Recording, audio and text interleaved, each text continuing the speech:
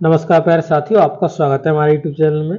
और देखिए साथियों, हम आपको डीएलएड फर्स्ट सेमेस्टर के लिए मैथ करा रहे हैं, जिसमें आपका चैप्टर नंबर 8 चल रहा है। इससे पहले मैंने 7 चैप्टर तक आपको कंप्लीट करा दिए हैं। अगर आपने उनके वीडियोस नहीं देखे हैं तो आप जरूर से देख लीजिएगा। इसके लिए मैंने अलग से डेडिकेटेड प्लेलिस्ट बना दी है, जिसकी लिंक मैं वीडियो की डिस्क्रिप्शन में दे दूंगा और मैं कमेंट बॉक्स में भी पिन कर दूंगा, तो आप वहाँ से जा करके सीधा देख सकते हैं।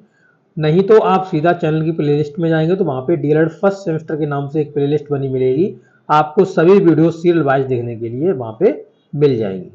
ओके साथियों, अगर आप चैनल पर नए हो तो जरूर से चैनल से जुड़ जाइएगा, चैनल को सब्सक्राइब कर लीजिएगा और बेल आइकन दबा के छोटे बड़े भाई बहनों के साथ इस वीडियो को जरूर से शेयर कर दीजिएगा। ओके साथियों, और वीडियो को लाइक करिएगा ताकि ये वीडियो ज़्यादा से ज़्यादा लोगों के पास पहुँच सके। चलिए वीडियो को स्टार्ट करते हैं।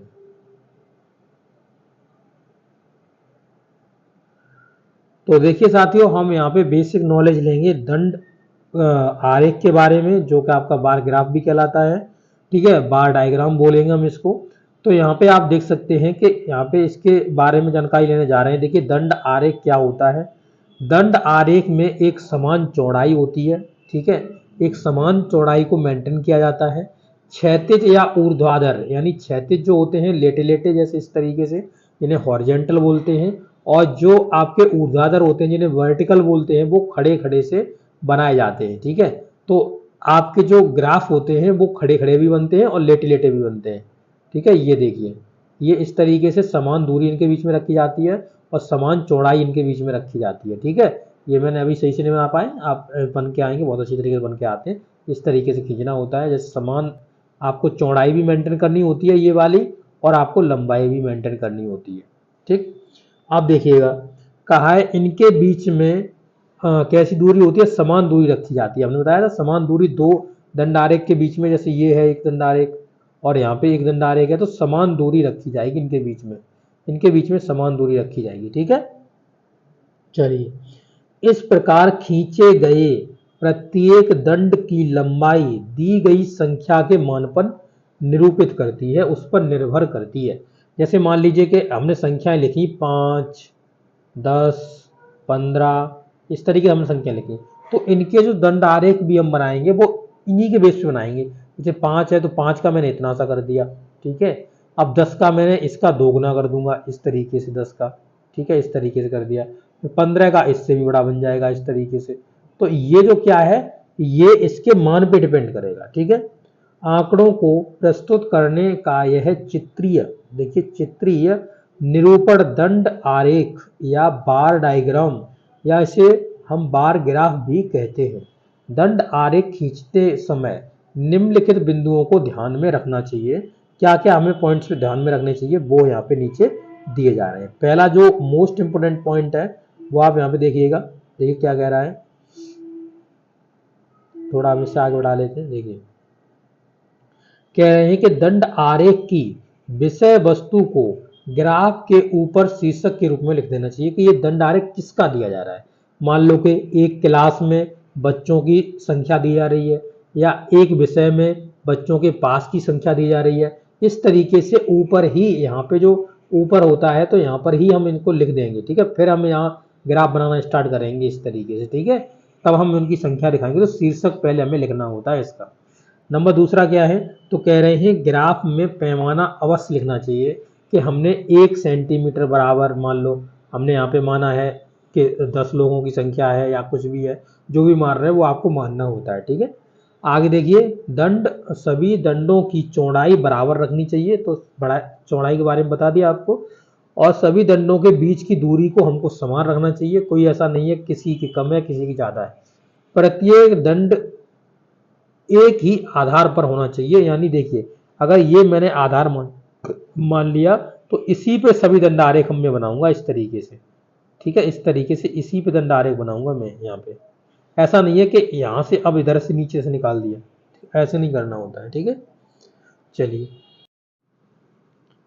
तो देखिए साथियों, अब देखते हैं एग्जाम्पल नंबर 1, और इसमें लिखा हुआ है कि ये जो आरेख दिया जा रहा है इसमें आवासीय विद्यालय में प्रवेश लेने वाले शिक्षार्थियों की संख्या को दर्शाया गया है। तो चलिए देखते हैं इन्होंने जो ग्राफ बनाया हुआ है, ग्राफ में ये क्या कह रहे हैं। तो ग्राफ में इन्होंने कहा हुआ है कि पैमाना हम 1 सेंटीमीटर बराबर 10 शिक्षार्थियों का लेते हैं। तो आप देख सकते हैं यहाँ पे 0 सेंटीमीटर है, ठीक है, यहाँ पे 0 सेंटीमीटर बेस पे मान लेते हैं। इसके बाद 1 सेंटीमीटर यहाँ पे हुआ होगा, 1 सेंटीमीटर, तो 1 सेंटीमीटर इन्होंने 10 लिया हुआ है, तो 10 के 2 सेंटीमीटर, 3 4 5 6 7 8, यहाँ पे शिक्षार्थियों की संख्या ये दी गई है कि 1 सेंटीमीटर पे 10 शिक्षार्थी थे, 2 सेंटीमीटर पे 20 शिक्षार्थी थे, 30 पे आपका 3 पे 30 शिक्षार्थी थे। तो इस तरीके से आपका पैमाना इन्होंने दिया हुआ है, ठीक है। अब 2018 में अगर विद्यार्थियों की संख्या देखोगे तो यहाँ पे 30 हो जाएगी, क्योंकि ये 30 के सामने जा रहा है। 17 में और 18 में देखोगे तो ये 40 विद्यार्थी हो जाएंगे। 19 में देखोगे तो यहाँ पर ये 60 विद्यार्थी हो जाएंगे, और 20 में देखोगे तो यहाँ पर ये 50 विद्यार्थी हो जाएंगे, ठीक है। चलिए अब इसमें देखिए क्वेश्चंस क्या पूछे गए हैं, उसके हिसाब से हम इसको डील कर लेते हैं। तो देखिए पहला क्वेश्चन इन्होंने पूछा हुआ है, क्या कह रहे हैं कि पहले क्वेश्चन में उन्होंने कहा हुआ है कि बस 2018 में कितने विद्यार्थियों की संख्या थी। तो 2018 में देखोगे तो यहाँ पर आप देख सकते हैं 40 विद्यार्थी थे। कितने थे? 40 विद्यार्थी 2018 में थे। तो 2018 में 40 विद्यार्थी हो जाएंगे, ठीक। अब 2019 की बात कर रहे हैं तो ये 60 तक जा रहा है, तो 60 विद्यार्थी थे 2019 में 60 विद्यार्थी थे। और देखो ये 60 2019 की कह रहा है, और 2020 के विद्यार्थियों के बीच में अधिकतम अंतर पूछ रहा है कि मतलब अधिक कितने थे। तो 2000 अगर 20 में देखोगे तो ये 50 विद्यार्थी हैं, 2020 में 50 विद्यार्थी हैं। तो कितने का अंतर है? तो 10 का अंतर है, ठीक है, 10 का अंतर, ठीक है। तो ये 10 का अंतर हो जाएगा इसमें। अब कह रहा है अधिकतम विद्यार्थी किस वर्ष थे। तो 2019 में 60 विद्यार्थी थे, तो यही अधिकतम विद्यार्थी आपके थे 2019 में, ठीक है। अब इसके भी आंसर्स देख ले रहे हैं। तो इन्होंने आंसर्स क्या दिए हुए हैं, पहले में ये दे रहे हैं कि 400 विद्यार्थी थे, दूसरे में दे रहे हैं ये 100 अधिक विद्यार्थी थे, तीसरे में 2019 दे रहे हैं। अब 400 किस बेस पे दे रहे हैं, तो 400 यहाँ पे जैसे कि डायग्राम बना हुआ उस हिसाब से गलत है ये 400 का आंसर, क्योंकि यहाँ पे आपके शिक्षार्थियों की संख्या दी गई है, ये शिक्षार्थियों की संख्या दी गई है, यहाँ पर कोई भी सेंटीमीटर की संख्या नहीं दी गई है, ठीक है। अगर आप इनको सेंटीमीटर मानते हो, जैसे मान लो 10 सेंटीमीटर यहाँ तक हो गया, यहाँ तक 20 सेंटीमीटर, 30 सेंटीमीटर, 40 सेंटीमीटर, तो आप शिक्षार्थियों की संख्या जो निकालोगे वो इनके अनुसार बैठ जाएगी आपकी, ठीक है। क्योंकि देखोगे अगर हम इससे मान लेते हैं कि शिक्षार्थी की संख्या नहीं है, तो 2018 में ये आपकी सेंटीमीटर की संख्या दी गई है।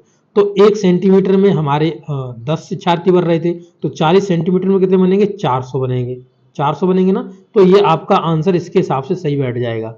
देखिए अगर ये सेंटीमीटर मानता है, वैसे यहाँ शिक्षार्थियों की संख्या है तो ये शिक्षार्थी ही रहेंगे, ठीक है। तो यहाँ पर देखिए लिखा हुआ है 2018 में इसने कितने माने? 400। 400 कैसे आए हमने आपको बता दिया, 100 अधिक आएंगे तो वही है। अगर ये सेंटीमीटर मानता है तो ये आंसर्स आपके जो इसमें दे रहा है वो आपके सही बैठेंगे, परंतु इसके आंसर्स डायग्राम के बेस पर इसके आंसर गलत हैं, क्योंकि यहाँ पर जो सेंटीमीटर है 1 सेंटीमीटर यहाँ पर आपका माना गया है, ठीक है। 2 सेंटीमीटर पे 20 कैंडिडेट्स हैं, 3 सेंटीमीटर पे 30, 40 पे आपके 4 सेंटीमीटर पे 40, 50 सेंटीमीटर पे 5 सेंटीमीटर 50, और 6 पे आपके 60, 7 पे 70, और 80 पे 8 पे 80 कैंडिडेट्स।